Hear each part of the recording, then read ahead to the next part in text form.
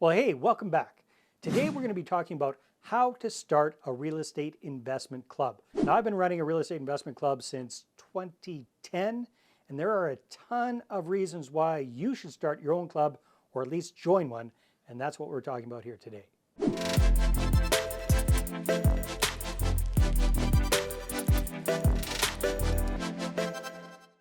So on today's episode, we're going to talk about why to start a real estate investment club. There's a ton of really good reasons.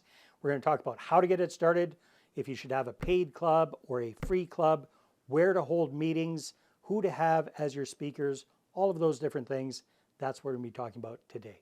So there are tons of really good reasons why you want to start your very own real estate investment club. One of the reasons is it's a great way to network with other like-minded local real estate professionals and real estate investors just like you. It's a great way to create your power team. It's a great way to get the word out about what you're up to, connect with potential joint venture partners and investors. It's a great way to learn because you can invite experts to come speak at your club. There's tons of experts that would love to do that, and you can learn as you're going along. Plus, it could potentially be another revenue source for you. So there's tons of reasons to start your own real estate club. So one of the questions people always ask is, when should I start a real estate investment club? Should I have a ton of experience under my belt? Should I be up and going and just being a really locally recognized real estate authority? No, not necessarily. You can start a real estate investment club anytime you want. You don't have to have a ton of experience under your belt. When I first started my club, I did have quite a bit of experience, and I just really wanted to get a group of local like-minded people together to just get together on a regular basis once a month and talk all things real estate. So you don't have to wait until you've got a ton of experience. You can start right from the beginning as a beginner, and it really depends on what's going on. So if there are also other investment clubs or RIAs in your local area, then perhaps you don't even need to start one. You can just join one that's pre-existing. If you don't like the other clubs, or you find that they're kind of inconvenient, or you see that there's a space for another club, that would be a good time to get yours started. Another question people often have is, well, where should I hold my club meetings? Well, when I first started my club, I actually had my own office space, and I had a good space, a boardroom that I could hold the club meetings in. So for the first several years, that's where we held the meetings. Now, if you don't have that kind of situation, there are other options. You can pay a few bucks and rent a local hotel and do it in one of their conference rooms, or one of their boardrooms if you're just getting things started. A little bit expensive, but you might be able to get some sort of a deal with a hotel for doing that.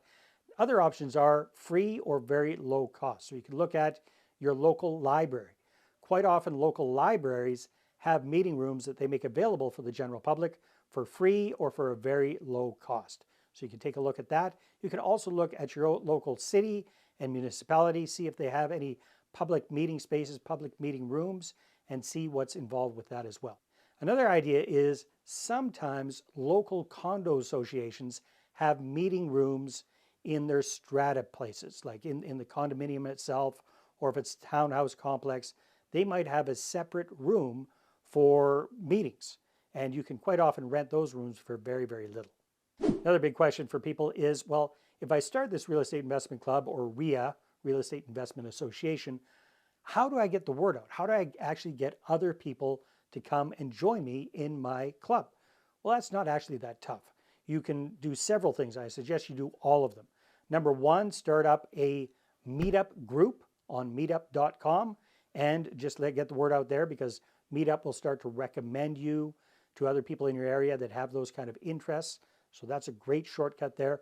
You can also start a Facebook group or a Facebook page all around your club, create events, and then invite your friends, your local real estate investment friends that you know, to come to the meeting and get the word out that way as well.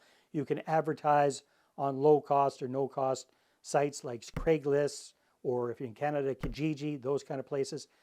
What you want to do is you want to use as many different media as you can to get the word out about what you're up to. You can post on your own social media platforms. So if you're on Facebook, do a Facebook post on your own Facebook page about that. Same thing with Instagram, Twitter, TikTok, whatever you're into, make a post about that and invite people to your meeting. So make sure you do lots of different things.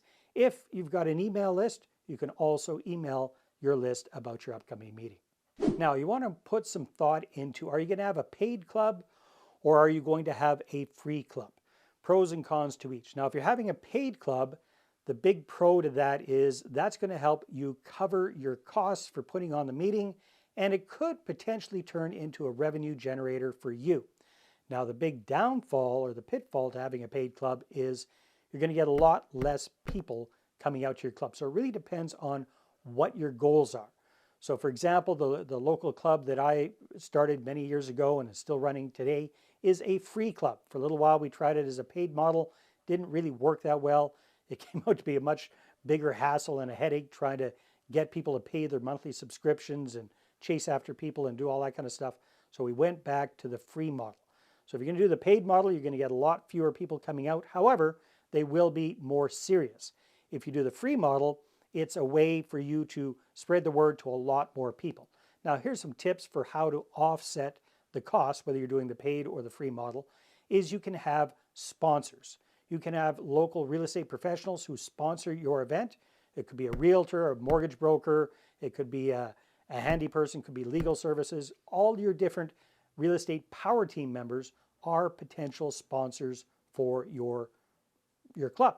So for example, if you had a realtor sponsoring, let's say they pay $2,000 a year to help sponsor the club, or $2,000 every 6 months, whatever it kind of looks like, depends on how many people you got coming out.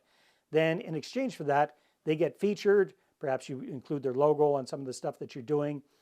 Perhaps they get a regular short little commercial that they get to do at each one of your meetings. Perhaps they present a short little segment at each one of your meetings. So for example, if you had a realtor doing this, the realtor that's part of our club, he's a major sponsor. He does the market update every single month. So he gets to spend 7 to 10 minutes each meeting just showing people exactly what's going on in the market.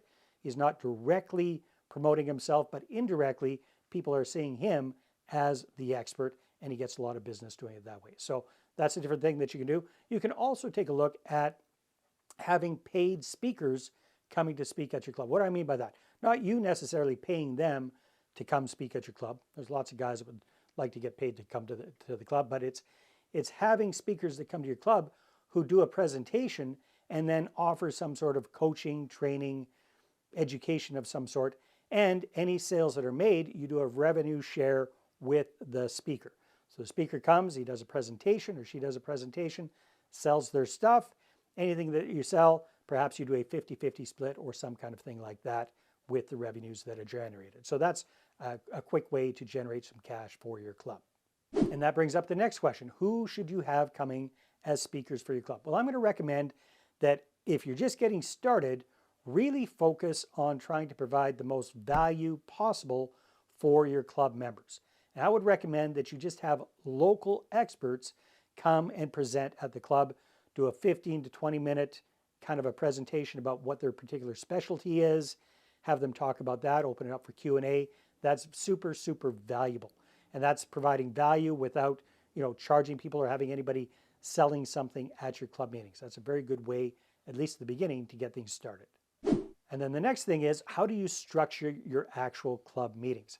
I'm going to recommend that you create a really good structure and an outline that you do meeting after meeting after meeting so people know exactly what to expect.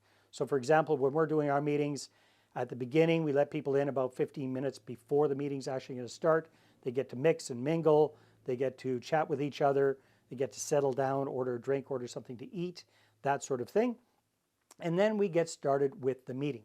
And the first part of the meeting is just welcoming everybody. So whoever the MC is, whoever the kind of the leader of the club is, stands up, introduces himself or herself, lets people know what the club is all about, and then invites each of the people that are there to stand up, introduce themselves, and just kind of do a quick little 30-second commercial about who they are, what they're doing in real estate, what they're offering, what they're looking for, and then you go around and you do that very, very quickly with everybody in the room.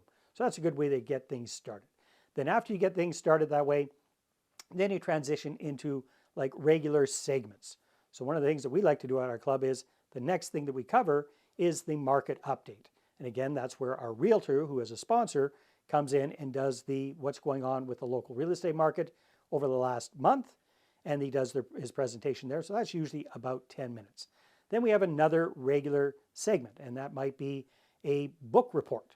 So we have one of our members who's a big time reader, loves to read. So quite often he'll come up and we'll have him do a book presentation on what he's reading, real estate focused, and open up for Q&A there. Okay. Then you might have, depending on how much time's gone by, you might have a short break, and then have your main speaker come on and do a presentation for 20, 30 minutes, maybe 45 minutes, open up for Q&A, and then you can wrap things up with sharing things like successes over the last month, deals offered, people looking for services, that sort of thing, and just wrap things up. And then what we like to do at our club is once the meeting's done, that's when the fun begins. We get together at a local pub for a couple of wobbly pops, and that's where the real networking of the business actually happens. So that's how our format is. Whatever works for you, make sure that you've got a good, consistent format that you're following every single time. Makes life so much easier for you, and it makes it much more predictable for your attendees so they know what to expect every time. All right, did you like this? If you'd like to get more information about how to attract joint venture partners and investors, then I'm going to recommend that you grab a free copy of my book. You can click on the link below or go to investorattractionbook.com to get your copy today.